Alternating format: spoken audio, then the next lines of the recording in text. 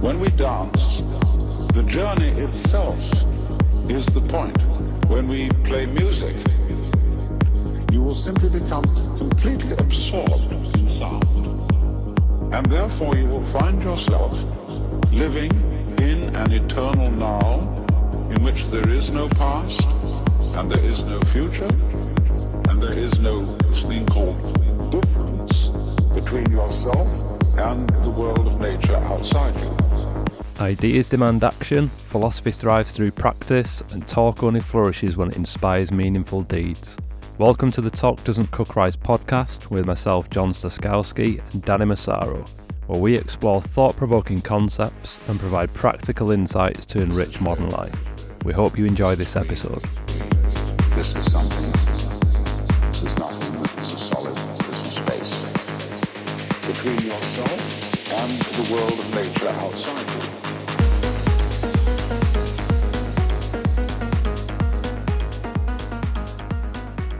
Right, Danny, I suppose we should start this episode with a little bit of an explanation of the new name that we have now got for the podcast, the Talk Doesn't Cook Rice podcast, which came about, I think we're both really happy with it now, and as we'll say, I think it's a bit more descriptive of what we actually do and what we want to do with this podcast. But it came about because I was quite amusingly now served with a cease and desist letter for a potential trademark violation of the word think space.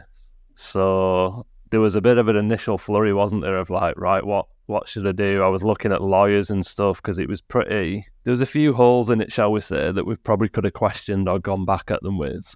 But I just decided to rebrand. So I've rebranded my business and the name around that. And obviously the Think Space podcast was part of that whole ecosystem. So we just decided, no, we're gonna change it. And the ideal name really for us is the Talk Doesn't Cook Rice podcast. And the reason for that is it's essentially like it's quite an old Chinese proverb, really, is where it comes from. I'll let you explain a little bit as well, because I first heard it through, it's a phrase you've used quite often over the years, going back a while. And I think it does just sum up what we're about. It's very much about that pragmatic, you've got to get your hands dirty, you've got to get out there in the world and be people of action. You can't just talk about stuff and be thinking up in your head all the time. Not that you don't want to be thinking, obviously that's a huge thing for us, but just constant introspection and reflection and all that stuff can eventually just be paralysing. You've got to get out there and act and get out in the world, sort of feel and experience and do, which for us is the perfect sort of synopsis for this podcast, really, isn't it? Yes, we're talking about philosophers and concepts and psychologies and different things like that, but ultimately we always try and leave it with, all right, what does this mean? So after this episode today, we always say, and you mentioned it earlier, which we'll get to, we always like to think there's like an immediate, right, you hit stop, take your headphones or whatever out, or get out the car, and you can crack on in your day and do something with what we've just talked about immediately. So that's what we're about now. So that's why the name has mysteriously changed on people's podcast apps and things. We've got a new logo and stuff. But that's where it's coming from. And actually, I think it's much better now. I feel like it's much more aligned with, like we say, what we're doing, what we're about, and just the direction of things moving forward. So do you want to jump in on that, just like what it means for you? Yeah, you hear these things, don't you, over the years, and little quotes and so on, and some of them stick with you. They resonate. God knows where I saw this one. I've seen thousands of little quotes and pictures and all those things. And I think when I was coaching Laura and we were trying to be the best squash players in the world, and you beat all the other ones, and Laura you had to get like you had to do a lot of chatting and talking and investigating and plotting and planning and thinking and strategies and tactics and objectives and goals and all these things. You're always thinking your way through it. And obviously as an academic type person myself and a reader, that bit was pretty easy in a way. But at the end of the day, that doesn't count for anything if you don't action it. So if you don't end up with 2 or 3 simple like doings, like then, you're just left like in philosophy land in your head. And I learned like talking about things is important, but you don't want to just do action without thinking. And if I was to pick one over the other, it would, especially in sport, it'd be like get stuff done. To talk a lot less and actually get stuff done. And that was, like one thing that I saw Laura in particular. She every single day would, diligently get things done. Okay.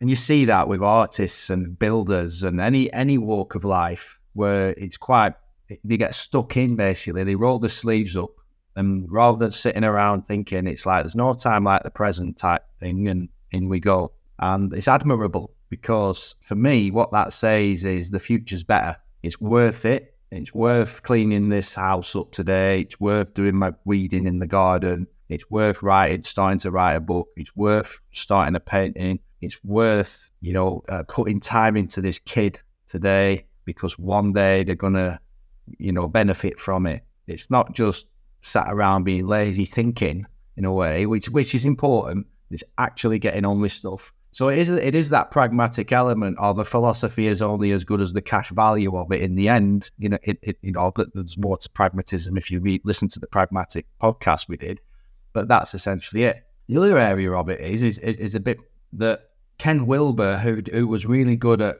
looking at human psychology and what made a person tick. He looked at many, many different philosophies of mind and body and so on and people, and he said that in a way there's an internal and an external side to a person. So there's the Freudian internal psyche that can drive everything, and how you mentally think manifests itself out in the world. But then the behaviorist side of things, more of like Skinner and those types of people, were like, no, your mind is affected by your behaviors. So it's your behaviorism. It's what you actually do with your body and what you do in the world that then kind of reverbs back into how your mind feels. So he was saying, well, both are obviously important. You have an internal self and a sort of external self. But he also said you have an individual self and a social self. So some of the things that you do are very much thinking about you're thinking about yourself as an individual, but you're also thinking of yourself all the time as a social being and how it will affect everybody. So you could have an external social part of you, which was more of a community. How do you fit into a working team? So talk doesn't cook rice doesn't only apply to an individual person and what you do. It applies to how you contribute to the team effort, which could be society, it could be your family, it could be just two of you in a relationship, just two of you. It could be a sports team, it could be a team at work. And so, like, to me, you've got to like get yourself sorted, put your own life jacket on before you sort of save other people. But you've also got to be wary of how you are actionably contributing to others as well, So I think there's an internal and an external aspect to, your behaviours and your thoughts, what you do. But there's also an individual and a social element to it. Yeah. So that's talk doesn't cook rice is a lovely way of sort of saying there's action and there's thinking, and if anything, get doing stuff to show and prove what you've been thinking is actually valuable and work. Yeah, and that's, for me, I've noticed a shift in my own, whether you want to call it philosophy or whatever, in the last maybe 6 months, just aligned with this anyway, but certainly just noticing and seeing, especially in academia and some of the people I used to knock around with, and so just that vibe that I was part of as an academic like a few years ago, just the constant intellectualizing of everything and, writing papers about it and publishing stuff and, talking the talk. And I think COVID for me exposed a lot of this as well, where you had self-professed like critical thinkers and geniuses that often are belittling other people, which some of it I did myself, like, being really honest as well, like especially towards coaches and stuff, being quite condescending sometimes. So like, no, what are you doing that for? You should be like thinking critically about that and doing this and doing that, but never really walking the talk. Yeah. So it's like, and like I said with COVID, the reason that was relevant for me was I saw all this critical thinking literature and people writing papers on, especially a few American researchers that are quite popular now around like bullshit and misinformation and all that stuff. But they were all hook, line and sinkered by some crazy stuff that went on during COVID. And it's like, that was your chance to shine. All of these self-professed thinkers and intellectuals and some really, really high profile ones that was your chance to shine, and you absolutely failed the test that came up. You showed that when it really came to it in the real world lived experience, you didn't walk the talk of what you're preaching. So there's a little bit of that for me in it, just this over intellectualizing, constantly like top trumping each other with papers and stats and data and like who's got the most scientific vocabulary and all these things. It's like, yeah, but when it comes down to it, you've got to be able to do it in the real world. Yeah. And that's whether it's like a hardcore scientist, something like that, or me and you playing golf, and we rock up, and it's like, well, who shoots the lowest score? Yeah. It doesn't matter what you think about this or that, and it's like, can you do it in the... Talk a good game about the golf swing and equipment and this and that, but who puts the ball in the hole? Right. Yeah. That's it. So it's a little bit like that for me as well. Getting out of your head a bit and just getting into the real world and getting your hands dirty and doing what you're talking about. Yeah, in sports, we've talked in our book, haven't we, about hyperanalysis as well, and this, the TV shows that do sports, and the before and the after is almost the entertainment as well as the game now. It's about opinions. You think about it, they're in the studio thinking, talking. That's not cooking the rice. They're not out. That's the problem. They're not on that pitch doing that tackle or throwing that dart or hitting that ball, So that's not to say that it's useless, but it's not cooking rice. Yeah, you definitely both, that's the message, isn't it? You can't be too far in your head. What is good is when one of the things I recommend to sports parents and other people who are coaches is go and get coached yourself. Go and do a new sport or do a sport yourself. Keep your playing standard up. Do something that matters to you. Something maybe in your comfort zone or a bit out of it. Try it. Go into that territory and do it. And you will learn a different way to talk about that thing. Probably a more quality way to talk about it, because you've not got lost in your ideas and your image of righteousness. Yeah. Of I am right all the time. Because you close the distance again. And that can even happen when you're ill, can't it? We're embodied beings. You can be all about health and this and they're just soft and that. You can get ill or taken down or have 2 nights bad sleep and a bit of a bad back, and you can go to pieces. And all your sort of positive psychology and things are just totally influenced. And we know that, though, life can come at you and you sometimes have to survive and you just have to get through. So that, again, life will, the actionable side of it will always reveal itself. Yeah. And that's why golf's superb. I've just come back from a golf trip and lots of the lads have been having lessons, new clubs, new this, new that. And I was thinking of, like, even myself, a little bit of the technique, and went on the practice range at this club and hit like 20 brilliant balls. Got on the first tee, topped it about 10 yards into the bush, right? Unbelievable. At the end of the day, I didn't get the ball on the green, right? So you learn to shut your mouth, don't you? You don't go and tell the next guy what they're doing wrong with their swing, okay?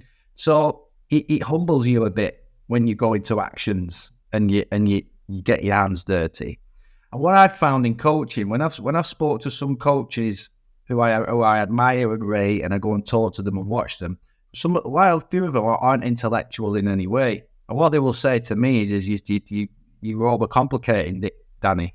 You're very complicated, and you need to simplify it. It's just simple. It's just this. And I hear that loudly, but I can also see the limits of not thinking and just repeating, that as well. Yeah. But I don't necessarily think that I'm any better or worse than them, but it does make me aware that you have to perhaps go back and forward, like we always say, between having moments of thought and reflection and discussion, but you have to try and get it into the action. So at the end of the day on that golf trip, the 4th day of the trip, I just was saying to myself, get this white ball down that fairway on the floor towards that flag. Whereas earlier on in the week, it was all like, because I'd gone back into thought land and watching a few videos, and it kind of ruined me. It also made me very disappointed with myself when it didn't work. Like, because I'd intellectually beat it and sussed it, when I actually had to do it, and I couldn't do it, it made me feel a bit, what's wrong with me? And I think that's, I think when you're getting your hands dirty and you're getting stuck in to the daily tasks, the cleaning your house, writing something, looking after children, getting through your days, whatever, working, creating things. I think it's a much better balance than just sat around talking. I even know I'm getting a bit of a rep on the allotment. And I even notice it there, just as you're talking, and people who've been there for years, obviously a lot of them are quite getting on in life, they're quite old, but they've been there for years, they've been growing it, the key, and it's like, oh, you've got good soil, you bloody good soil on this plot, haven't you? And they're not having a dig, but they're kind of making the point that everything I'm growing seems to be growing really well, and it's like just everything's producing, and they're like, how have you done that? How have you managed to do this? And what do you do there? And I'm like, honestly, I haven't got a clue. Like the extent of my thing is I go on, there's Gardener's World or whatever website, and it'll be like, right, blueberries, what's the crack with them here? Get a little bit of thing, and it's like, right, sounds kind of thing. And you just plant them, just get them in, just get stuff going. And if it works, it works. If it doesn't, then you learn. And it's like they're hesitant. They need you like, oh, how have you done that? What technique did you use for that there? Have you done this? That, honestly, I don't know. Just put it in the ground and hope for the best. So you think you're simplifying it? Even that level of stuff, I think people, there's always this notion sometimes that there's a secret or there's a really there's a set way of doing things. And there is for some, don't get me wrong, there's obvious do's and don'ts for a lot of things. But in the main, it's like, you just got to have a go. There's loads I've done this year and planted in there that I won't do next year. But I've only got to that point from doing it. I don't think I ever could have done that just reading or watching and listening to stuff. You just got to get your hands in the bloody ground and get a feel and a sense for it with a little bit of knowledge backing you up. You got a little bit of stuff in your toolkit, but it's like ultimately you've just got to have a go. Yeah. I think one of the things we've talked about and they got to a summary in my study is you've got to work out what makes you personally tick, and there's nothing better than trial and error with doing it. Is that you'll work trying something yourself, and you so added to the method, the standardized variant method that tends to work, and the do's and the don'ts of cookery or in a shop, gardening or whatever it is. There's some how to build an engine, so that you also get your own knack and your own way. You know what I mean? We're we're embodied beings, so we have our own sort of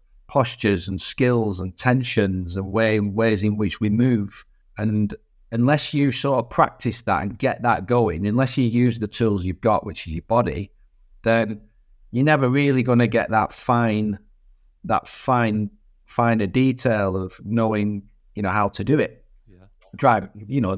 It's called functional variability, isn't it? In skill learning, you all look the same to the casual observer, but when you really microscopically look at the actions, they looked at people who do the horses, the shoes fitting horses, blacksmiths, and they noticed in expert blacksmiths, they all did it really well. But when they looked at the fine motor skills, they all had slightly different motor skills. Yeah.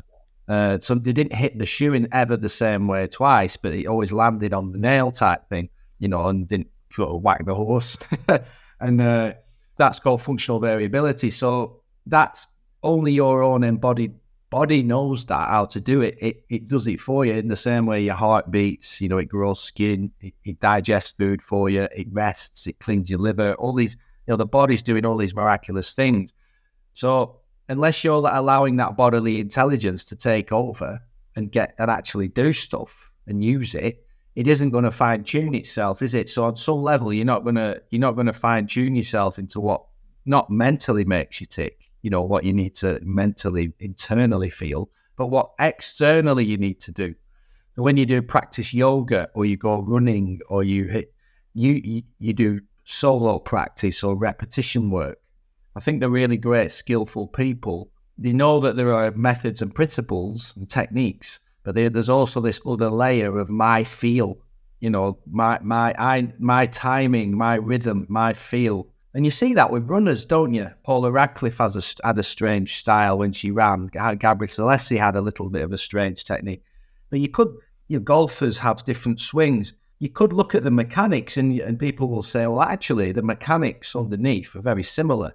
The mechanics, there's weight transfer, there's this coming in here, there's balance, there's, some key things there. But yet there's also this other layer of how I do it. And I think, back to talk doesn't cook rice. If all you ever do is talk, you never expose yourself or learn what Richard Dreyfuss, who studied Merleau-Ponty, the philosopher, will talk about. He called it skillful coping, or what he also said, these background practices of that your body starts to skillfully cope, beyond the conscious sort of information stage of your brain. So again, getting stuck in is a joy it's a joy, isn't it? It's to paint a wall, to try and build something, to stretch yourself in your body. It's not something to be feared and then be embarrassed about if you can't do it. It's a joy to give it a go and allow your body to start adapting. I used to notice it loads when I used to work in gyms years and years ago, and it's a lot of it's knowledge, isn't it? That tacit knowledge where you can't really explain how you do it, or it's just bodily feel, isn't it? You've just got it in it. It's not declarative knowledge where you could actually, it's more like book knowledge where you can explain it and put words to it. But I noticed in gyms years ago, the amount of guys who they're constantly searching, they're reading books, manuals. It's like they're measuring things to the minutest degree of how many grams of protein and this, and how many reps should I do on this set? How should I do like my body splits and all that? Like try to get bigger and build muscle. And I always there was a guy called Martin Birken, I think a Swedish powerlifter he was. I think he's still around, and he had this term called fuck arounditis. And he was like, just get in the gym and lift weights. Like that's like the people who are building and getting massive. They're just in the gym lifting weights, learning what the body prefers, doesn't, how it feels, which exercises feel best for your unique physiology and all that stuff. And he's like, all these clowns who are on like forums and reading magazines and all that, they never get anywhere because they're just in their head, like trying to justify everything before they do it so it's perfect. He's like, just get in the gym and lift weight. Yeah. And you used to see that all the time, which we were speaking earlier in the week, weren't we? Like, I've been, again, many moons ago, I used to be a painter and decorator. Yeah. And I used to absolutely hate it.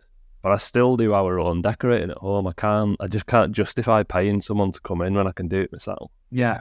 And I hate doing it, and I'm always in a mood and just like, for God's sake, and I'd rather be doing anything else.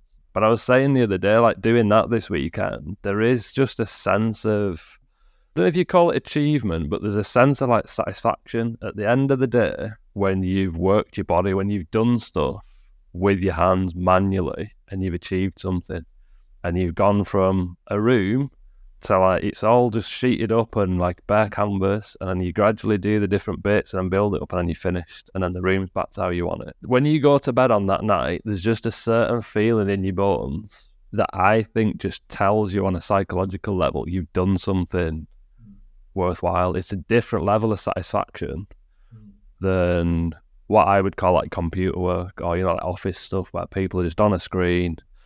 And they're maybe they're quite busy. They're moving spreadsheets around, they're sending emails, they're creating slide decks, all that stuff. It feels busy and stuff. But when you get home on a night after a day like that, you just don't have that same sense. And I think there's some quite deep philosophy in that, and psychology and mental health and everything.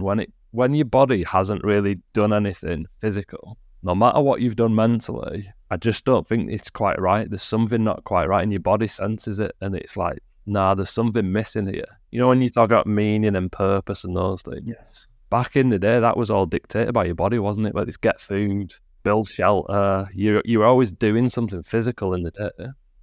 Now, I'm not saying we all need to go back to like doing manual labour and working in factories and doing that, but I still think there's a wisdom in your body that is only ever really unleashed in a way through physical activity and like doing stuff, meaningful stuff with your hands. Your body senses it in a different way, and that like one of the focuses we wanted to talk about today, that leads on to Merleau-Ponty, doesn't it? So Maurice Merleau-Ponty was a French philosopher kicking around in the 40s, 50s, same time as Simone de Beauvoir, Jean-Paul Sartre, Camus, people like that who we've talked about quite a bit. And he was, I think he'd probably call himself, or we'd maybe call him an existential phenomenologist, wasn't he? So he was into phenomenology and just the human experience and what that's like being in the world. Yeah. And his focus, though, was very much around the body and just that lived experience of how we experience and perceive life through that embodied aspect of what it is to be a human being. And we did a workshop a few weeks ago, didn't we, with the membership community that went down really well and resonated with people. And it's just a nice little lens to look on that aspect of, what it's like to live as an embodied creature in the world and what that means for you philosophically, psychologically, all that stuff. So do you want to lead us into that a little bit, just why you think Merleau-Ponty's an important thinker? Yeah. Well, phenomenology is the study of lived experience. So it's how it feels to be me in this world, not necessarily how I think it feels to you to do that, because I've done something similar once and I know exactly what you're going through. So phenomenology is the inside out view, and it's a very unique and personal interpretation of the world. And that's what Heidegger basically brought on from Edmund Husserl and said that this needs to go back to the very start of understanding what human beings are and what life experience is. Heidegger said something like, we are subjects in a world of objects. So everything out there in the world is an object, apart from a human being, which is called Dasein, which is a subject. We're subjective. We experience the world subjectively. We're interlinked with the world. We're thrown into the world. We're aware of a past and a future and all them things. We're very subjective. We're quite strange. We're weird. We make things up. We make predictions. We guess. We use memory. So we're very kind of what you might call intersubjective. We know that there are objects and rules in the world, but we're subjective creatures. And he was sort of saying that we'd gone down the path of we've started to treat humans more as if they're objectives, because that's what science does. Science does experiments to basically get to the objective, factual, repetitive truth of a matter, whereas subjective, extreme, leaves it way open to, well, there is no actual truth because it's all about how you interpret it and how you relate with it, and it's everything's brand new and unique every single time, depending on who you are and when it happens, and so on and so forth. So basically, it was like we've got to remember that we're crazily subjective and biases and all those things. But what Heidegger did, he didn't really add in the body to that. Whereas previously Nietzsche had talked a little bit about the wisdom of the body, that we are embodied beings. And that's what Merleau-Ponty did after Heidegger. He said, I like that. I like what you're saying, but you're looking at it only really from like a mental perspective. You're not, for example, taking into account when you say everyone's a Dasein, what got a being here, you're not taking into account what if a person loses an arm or loses the mental faculties, or what about a baby? Or what about a toddler? Or what about an 18-year-old Dasein who's getting strong and on the up? Or what about an 80-year-old who's lost all their walking capacities? And how's that? Like the body, the lived body, we are embodied creatures. Our bodies are just as important as our minds, because we're not brains in a vat. We're not just, like that thing Nietzsche kind of hinted at, that if you could take your brain out and put it in a glass jar all wired up and leave your body there over there, where would you be? Would you be in the glass jar where your brain is, kind of thing existing there? Or would you be where the body is? Most people kind of have started to go down the lines of, well, I would be where my brain is.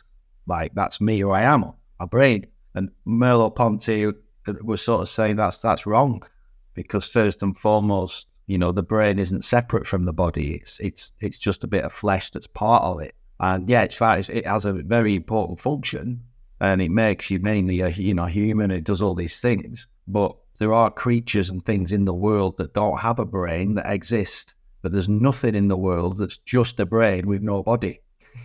So it's like we can't just wipe that out. We can't just go around thinking we're just these intellectual minds. I mean, when you bring that back down to practicality, that's where humor can come in, isn't it? Like Ken Robinson's version of, disembodied academics who go to the Christmas do and don't know how to dance.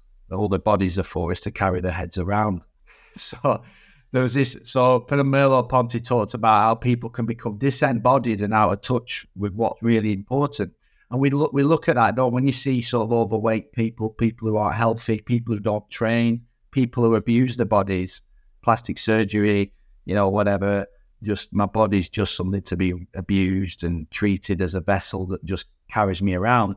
You generally see that doesn't go very well. And also you see practices like yoga and Tai Chi and exercise and these historical things really worship the body and the mind together. And they tend to be more of a whole comprehensive way of being well. So Merleau-Ponty really was bringing this back in, and he brought that into psychology. He was really saying, the excitement. Then he called it a chiasm, where it's like an interlinking. You can't unlock your embodied state in the world. So when you go for a run and you feel the air on your face and you feel the ground on your feet and you feel balanced and you've got proprioception, and you're moving in relation to the floor, and and the world's passing you by, and your eyes are looking, and perception, like that is life. That's amazing. That's a joy. So when you go running, notice how privileged you are to actually be moving. Like it's a joy to move and balance, and that kind of thing. And they would sort of say that is fundamental to your experience in the world. I don't think it's a surprise, or certainly something I've noticed over the years, the amount of great philosophers and like the great thinkers, how many of them refer to walking as the best means to, like, I can't remember who it was specifically who said like all the best thoughts are conceived while walking. And that, like, Nietzsche especially, wasn't he? He was out like romping around mountains. Yeah. Emerson, I know, was big on that. Lots and lots of them I've talked about that over the years, like just being out and about and moving and physically interacting with nature and in the world. It's all one and the same when it comes to your mind. And I was not testing this, but my niece got her A-level results last week. Yeah. And she rang me up just like, they was slightly better than what she was expecting, but they still weren't great, basically.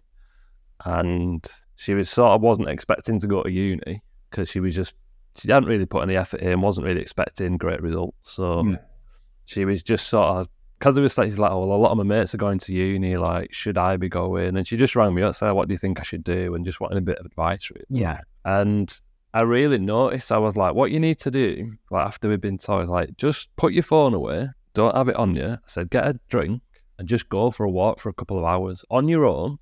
No interacting, no looking at your phone. I said, I know you'll be twitching after a few minutes because it's just what they do, isn't it? And I was like, just go and be alone with your own thoughts for a couple of hours. And I said, I don't mean just go around the block. I mean, go for a proper walk. And I said, just try and tune into what's your gut telling you. What do you feel like? Really, at your core, what do you feel like doing? When you think about all these options you've got, which one in your gut just gives you that, like, sense of like, no, this is like right instinctively. It just feels nice. Not like, what does it sound like? What does it feel like in your gut? And I could tell it was like talking to a brick wall. She just couldn't appreciate, well, what do you mean, like, gut feeling? It just wasn't a thing. And I don't know if that's typical of 18-year-olds in this day and age who've grown up with the internet and everything, or if it's, but I get the sense it could be that there was just very out of body. It's all perception is all external. It's like, how are other people seeing me? How will this come across? What will they think if I do that? If I say this, what are they going to think? Yeah. It's all very external and there's very little internal. Disembodied. Yeah, it's disembodied cognition in a way. It's just out there and you're like, well, what do you want to do? What? I don't know. Yeah, but what do you feel like? What sounds, in your gut, what just feels like right? And you get that bit of a feeling of excitement, maybe a few nerves and butterflies and that, but it just feels, I don't know what you mean. And I think that's very linked into this, how disembodied we are just as people these days. We're very out of touch with feelings. It's all thoughts and up there, which, like we're saying, is massively important, but you've got to have the body as well. Your body's, I think it was Nietzsche, wasn't it? He said there's more philosophy in your body. Yes. Than, do you remember that quote? How does he finish it? It's like there's more philosophy in your body than in any sort of book or, external philosophy elsewhere. Yeah. And it's just what he's getting at, isn't it? It's like, listen to your own, tune into your own senses and feelings and vibes that you get, and try and make sense of that and go with that, rather than trying to rationalize everything and overanalyze everything to come to a rational conclusion. Sometimes you just got to go with your gut, haven't you? Well, I think what we've lingered in, we've kind of gone into the embodiment side of talk doesn't cook rice and the benefits and the importance of the body. And I think there's also another simpler level of it, and it's just action. Yeah. So your niece there really shouldn't have waited she should have just gone for a walk. Like, she should have put her shoes on, was gone. Because she's rung you for advice. This is the thing. She's rung you for advice. She's 18, so she's not like she's 3. So she's rung you for advice, and you've given her, obviously, so in her mind, you've got something to, offer her, right? So she's come and you've given her something. You've given her an offering, yeah? You said that, well, she should just basically get out of the house and go. She shouldn't wait around to think, well, why is that going to work? She should go on the walk, and then afterwards go, I didn't get it. Well, cool, you went for the walk, whatever. Go again. No. Well, do you want my advice or not? No. Okay, and that's that. Fine. But if she says, I do want your advice again, go for another walk. Go to the same place again, and this time sit down. But whatever. But at the end of the day, like, the talk doesn't cook rice. It works on a simpler level, not just but it's basically do it. It's do it, then you'll feel motivated to do it. So it's like, start it, get going, and this is this sort of like actionable side. And I learned this a lot in sort of courses I've done and things I've learned to help people. Is there's an actionable side to things, and there's a contemplative side to things. But people massively underestimate the action. Like, go out, people get out of the house, just start the thing. And I think when I watch people at any level, any topic, any place, people who, like, when you see someone giving something a proper go and they feel a bit vulnerable and they try, where did we play golf last week with a guy who's partially sighted and he's struggling, to get round the course. And you know what? He tried every shot, right? And it's just heartwarming, because it's like he thinks that it's worth it. He's doing it. He's waiting. He's trying and trying. And then all of a sudden, he hits a flag on a par 3 and he's made his day. And then he's in, everyone's talking about it and he feels better. He got bounce in his step. And then that affects the quality of his conversations when he rings home. And at the end of the day, he's put himself into a position and he's hit that shot. And many, many shots, he was embarrassing and people, look, unlucky. You've tried to do it. And I think there's it's courage. It's a form of courage. If your niece would have just gone, I'm going, you'd have thought, well, that's courage. Like, because you'd have been aware that, like, it was way out of her comfort zone, but she's gone for a bloody walk and you'd have been impressed. No matter if she'd have found enlightenment or whatever about uni, she'd have been impressed. You'd have been thought, well, she went. And no, she does not her cup of tea. So I think, like, when you do things yourself and you try stuff and you do things and you see someone else doing it, a workman or a farmer, or I sometimes see Leo, like, you're trying to just do something that's can't. You're thinking, they're admitting it's worth it. They're thinking, if I do this can happen. Still, the world isn't shit. The world isn't nihilistically like, well, what's the point? I don't get it. Like, come on, world, serve it me up. Like, serve me up the meaning, serve me up. Like, and I just think it's so easy not to try. It's so easy not to go and do stuff and sit around on your arse and get stuck in debate and confusion and doubt. And, well, I'm not so sure. Maybe I should, maybe I shouldn't. For me, that's lazy. Like in no man's land. When people get in that no man's land, they don't know what to do. They don't know, and I'm wondering, I get this with athletes when they're about to retire. You know, like, oh, in this little, I'm like, look, you can't be in the army and say, oh, I'm not so sure if, I'm going to stop being in the army next month or next year. I don't know if like your teammates need you there as if you're fully in the army. If you're on the job, you're on it. So it's like, turn up and put your foot forward, roll your sleeves up and do something. And then you might find some new ideas about it and new perspectives or a breakthrough. And that's a big thing for me, that's the core of Talk Doesn't Cook Rice. You see, you know what I mean? You like see a cathedral or a nice piece of art or whatever. What is it that impresses you? I personally think it's like, gosh, somebody at some time on earth built that, put hours and hours and hours and hours into that and care. To me, that's what's more impressive or what hits me more than, how it looks. I mean, it's nice if it looks amazing, obviously, but it's a very human thing. Someone got off their arse and did it, like with their own esteem and will, and they did it. And it's simple, really, that, isn't it? It's a simple thing. And it's almost too simple because there's no excuses. And, that's why I've got a lot of time for people who may be talking about business and they build their own business. I'm not saying you can't help people. I have time for people who are aware that they haven't done things when they're giving advice on things and speaking generally, and they admit that. I remember I wrote a book about sports parenting and I had no kids. So I knew that. I was like, look, first thing to say is I've never walked in your shoes and I haven't had children. But just generally about what I've seen as a coach who coaches children and parents a lot, these are some of the observations I've made. That's that. Because you can't go in as if you know exactly what the parents are feeling. And even having your own child, you still don't know what that parent is feeling because you're not that person with that particular kid, with that background and so on. So again, I think when you get into your actions and you do stuff, it mellows you down, it humbles you. And that's where I believe the better quality of the intellect and the thinking comes in. I like Ralph Waldo Emerson.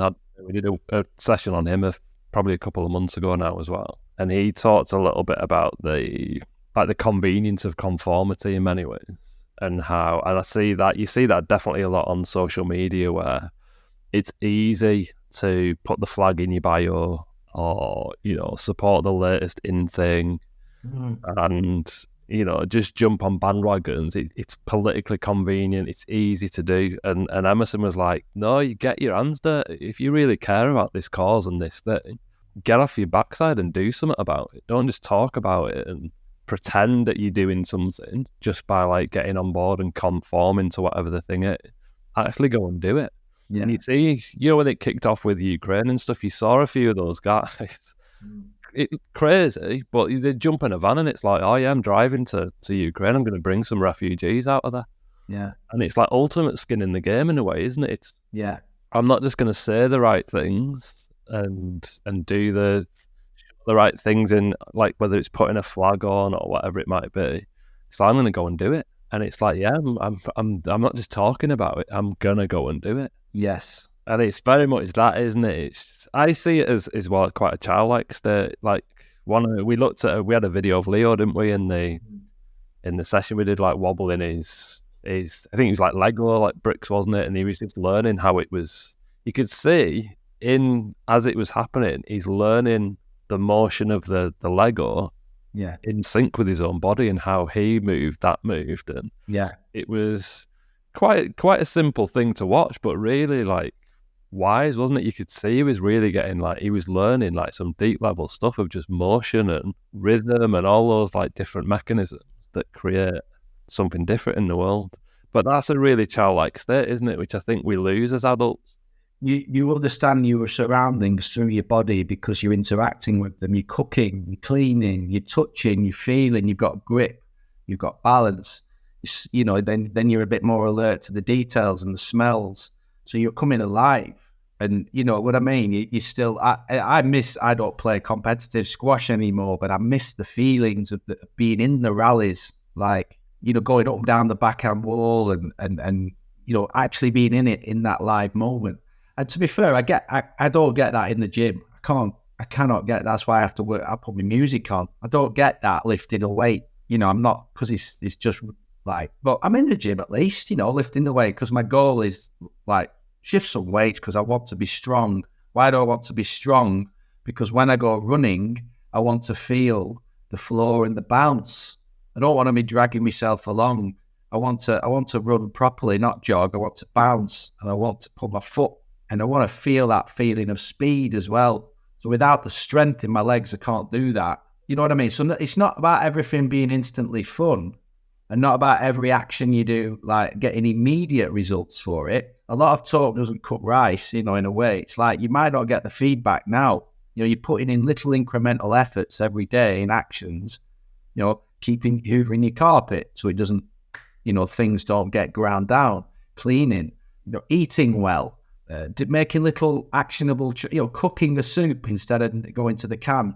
You know what I mean? There's also so many temptations around where you think, well, there'll be no instant sort of thing really, like good behaviors and little things you do that stack up over time. That's action, but it's not like immediate. You've painted your room the other day and gone to bed that night immediately feeling your hands sore and your bodily like feeling. That's a good feeling, But there's lots of things that you do where over time you can look at a person, you can look at the face and the hands and the body and the physiology and how they are and be around them, and what they've been doing every day for a long time. It's not about necessarily shortcuts to wisdom. It's about doing things all the time, and then the wisdom sort of comes out of you, and the wisdom's often, like we said, like an athlete or a sports. So it's the hardest thing about sports coaching. You cannot transplant that bodily wisdom into a player, can you?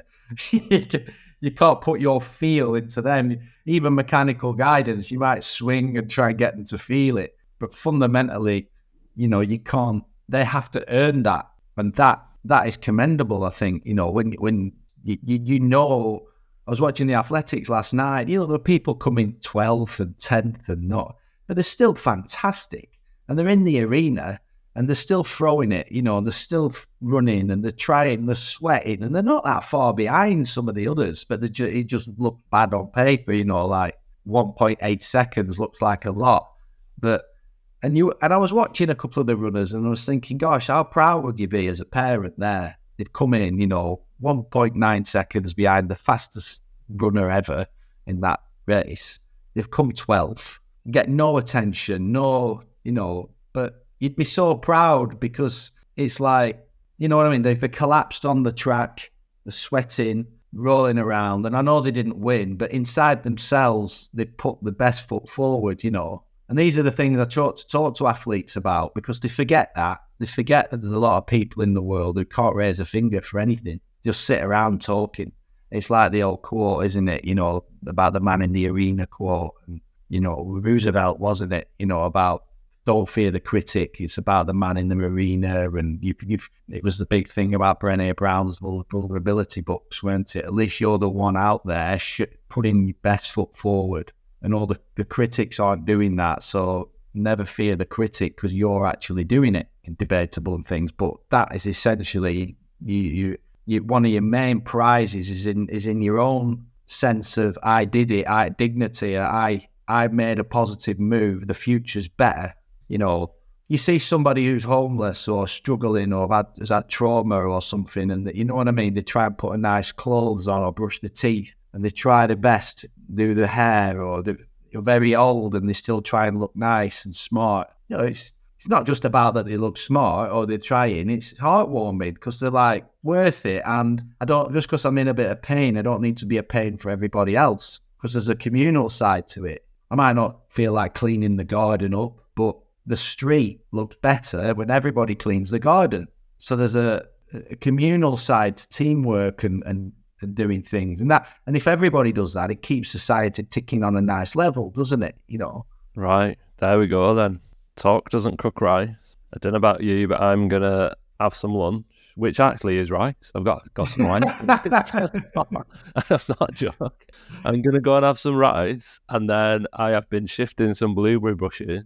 Yeah. So I'm going to get my hands dirty with that, and then that's just going to tick over until next summer, where I'm going to be living in a blueberry wonderland.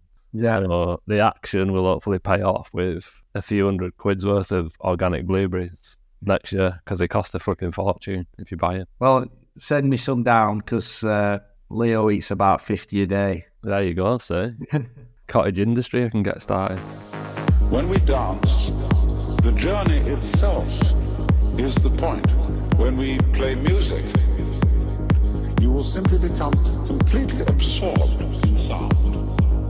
And therefore you will find yourself living in an eternal now, in which there is no past, and there is no future, and there is no thing called difference between yourself and the world of nature outside you. This is red, this is green, this is something, this is nothing, this is solid, this is space. Between yourself and the world of nature outside you.